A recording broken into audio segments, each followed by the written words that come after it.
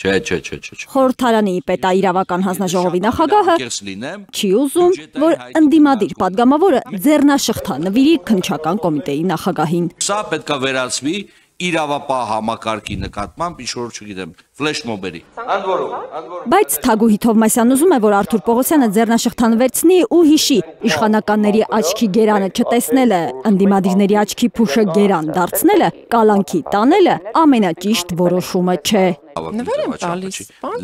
Լավագույն ձևաչափը չի։ Ես նվեր չեմ նվերներն առավել ևս այդ խաղալիքը, ես դրա իսկական ունեմ։ Ունեցած իսկական ձեռնաշղթաներն են ոգեշնչում քննչականի նախագահին ու նրա ենթականերին կալանավորման անթիվ անհամար միջնորդություններ ներկայացնելու դատարան։ Իրենց անգամ հայացքով ընդդիմացողներին բանտելու համար։ Ոչ։ Հանձնարարական ատրվել։ Պողոսյանն ասում է, ճիշտ հակառակն է, իրեն հանձնարարել են, կարելի է միայն ենթադրելով, կալանքի միջնորդություն ներկայացնել միայն բացառիկ ու խիստ անհրաժեշտության դեպքում։ Մենք ունենք կալանքների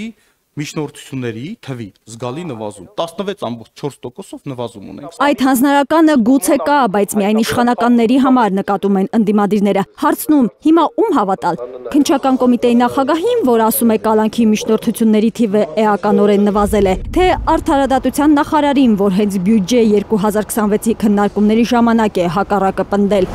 Սրփուհի Գալյանը հոկտեմբերի 29-ին ասել է, Հայաստանում կալանավորվածները դատապարտվածներից շատ են։ Այդ ձեր տեղում նստած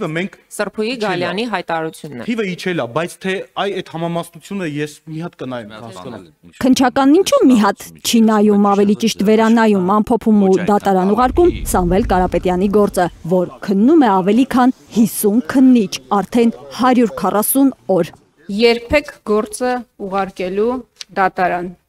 Ինչպես ասում են, զադержկան ինչումն է։ Հսկայածավալ քրեական վարույթ է, այնտեղ մենք գործ ունենք փողերի լվացման հետ, այդ հանցակազմի հետ գործ ունենք, այնտեղ գործ ունենք խարդախությունների հետ, հարկերը չվճարելուց խուսափելու հետ։ Երբ որ ձեզ պետք է, դուք 2 ամսվա ընթացքում նախաքննությունը ավարտում եք, գործը ուղարկում եք դատարան, դատավորն էլ արագ վերդիկտը կայացնում է։ Եկեղեցու դեմ արշավին մեր ձևով միջամտելու Սամվել Կարապետյանի արտահայտությունն ինչպես է գնահատվել որպես իշխանություն զավթելու կոչ։ Քննչական կոմիտեի նախագահը պատասխան չունի։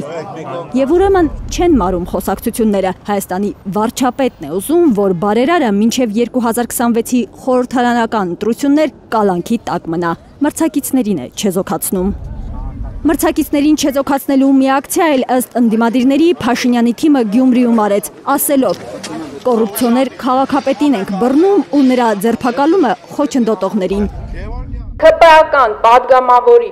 զոքանչը ինչ է արել, որ դուք իրան կալանավորել եք Վարդան Ղուկասյանին, ի պաշտպանություն Վարդան Ղուկասյանի ակցիային մասնակցելու համար։ Չգիտեմ ում մասին է խոսքը։ Ինչպես թե չգիտի, Գյումրիի քաղաքապետարանի աշխատակցուհի Տիկին Վարդուհու մասին է խոսքը։ Իշխանական падգամավոր Կարեն Սարուխանյանի զոքանչի։ ՔՊԱ-կանն ասել է, չի միջնորդելու զոքանչին ազատ արձակելու համար։ Վստահում է իրավապահներին, որոնց նկատմամբ քննչական կոմիտեի նախագահի բառերով ոտնձգել են ի պաշտպանություն Գյումրիի քաղաքապետ Վարդան Ղուկասյանի ակցիայի դուրս եկած մարդիկ։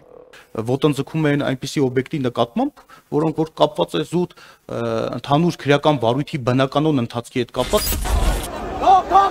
Այն անչափահասը ինչ է արել կամ ինչ կարա անի, որ դուք միջնորդել եք, որ խափանման միջոցը ընտրվի կալանքը։ Զանգվածային անկարգությունների։ Թող չանեին։ Անչափահաս երեխան Կարեն Սարուխանյանի զոքանչը, մեկ էլ փաստաբան Ռուբեն Մխիթարյանը գնացել էին Ալֆա ջոկատին ծեծելու։ Փաստորեն համ գնացել են, համ էլ ծեծել, քաշքշել։ 7%-ով ծեծում են առնվազն չենթարկվել իրավապահների հրամաններին։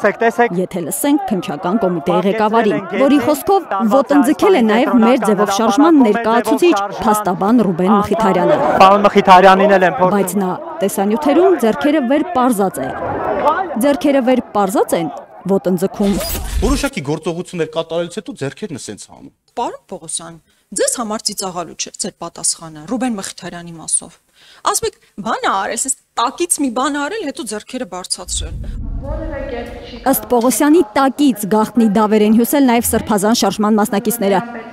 ահաբեկչություն են ծրագրել։ Գնացել էի ՀՄԿ-ի տաղավար։ Քննչական կոմիտեի նախագահն է հանրայինի եթերում հայտարարել, Բագրատ Սրբազանն ու Սրբազան շարժման անդամները պատրաստվում են իշխանություն զավթել մարդկանց գյուլլելու ճանապարհով։ Գաղտնի ձայնագրությունների հրապարակման պարզվեց, այդ մասին խոսք չի եղել։ Ժողովրդին ահաբեկելու համար ներողություն չի ուզում խնդրել Արթուր Պողոսյանը։ Ընդդիմադիր падգամավորի հարցն է։ Որ ասում եք ստել եմ, օրինակ ինչ եմ ասել, որ ստել եմ։ Դուք նույնիսկ պոլիփայտերն էիք հրապարակում, որպես գործիք ահաբեկչության, բայց պլանը հրապարակեիք։ Կեղծված ձայնագրություններ եք իրար կցած ձայնագրություններ եք հրապարակում։ Համապատասխան մենք Փաշինյանական իշխանությունն ուղղակի ֆետիշացրել է ընդդիմադիրներին կալանավորելը, հայտարարում են ընդդիմադիրները։ Լիդիա Մանթաշյանի մասով, մեր գործընկեր Արթուր Սարգսյանը, դուք կարող եք ինձ բացատրել, ինչ պետք է աներ Միքայել Աջապահյանը, Սրբազանը ազատության մեջ։ Ինչպես Ստալինյան բռնապետության տարիներին, հիմա էլ իրավապահները ներխուժում են հոգևորականների բնակարաններ։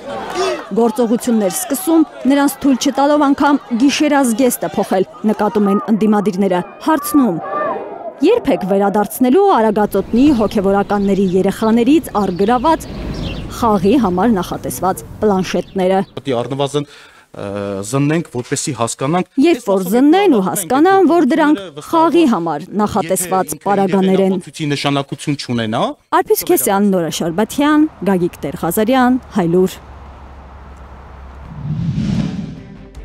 Հայաստանում եւ աշխարհում տեղի ունեցող իրադարձությունների մասին առաջին իմանալու համար բաժանորդագրվեք մեր ալիքին, սեղմեք զանգակը, որ բաց չթողնեք ամենահրատապը, ամենակարևորն ու հետաքրքիրը։